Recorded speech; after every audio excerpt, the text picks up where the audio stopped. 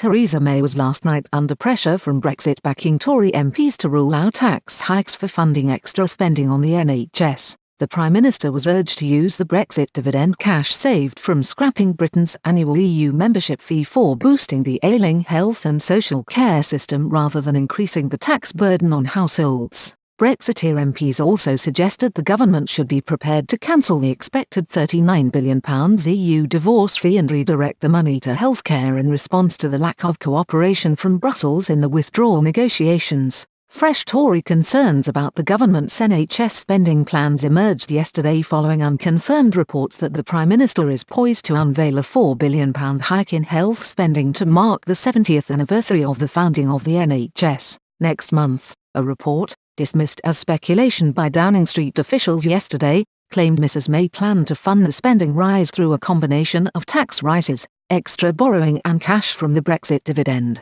Ministers were considering freezing personal allowance income tax thresholds to raise extra revenue for NHS spending. The measure has been condemned as a stealth tax in the past, but former Tory Cabinet Minister John Redwood said, "I am against any tax rises to fund the NHS at all. We are currently paying around £12 billion a year to the EU, that is plenty of money. We do not need tax rises as well. We should get on with getting out of the EU and spend the money at home, particularly on health." Mr Redwood urged the Prime Minister to ensure the Brexit dividend is available as soon as possible by scrapping the EU negotiations and cancelling the proposed exit fee. "The EU is not offering us anything for our £39 billion fee. We should not pay it and simply leave," he said. "The money is the biggest boost we can get from leaving the EU. Investing that money at home rather than giving it to the EU could boost growth by around 0.6% a year." Another senior Tory MP said, "A lot of us are very concerned about this and have raised it with ministers.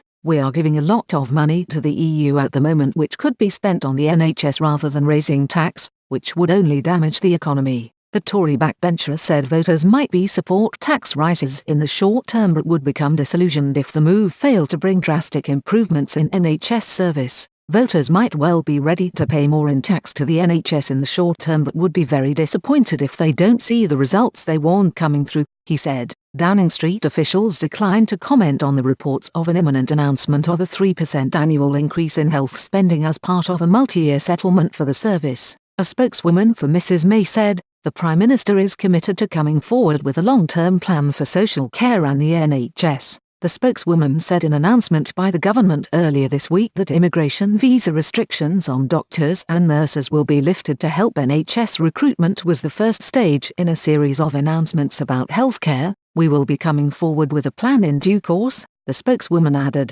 Decisions about tax changes were a matter for the Treasury at budget time, she said. Cabinet ministers including Foreign Secretary Boris Johnson and Environment Secretary Michael Gove, leading figures in the Leave campaign at the 2016 EU referendum, have previously pressed the Prime Minister to highlight how the Brexit dividend can be used to fund extra NHS spending. They have warned that trust in politics could be damaged if the Leave campaign's promise of an extra £350 million a week for the NHS is not delivered. Many Tory MPs are concerned Mrs May could repeat the healthcare blunders of the last Labour government. Under Tony Blair and Gordon Brown, national insurance contributions were raised by 1% to fund extra NHS spending. Polls show the tax rise was popular at the time but criticism grew as NHS outcome failed to rise in line with the extra investment.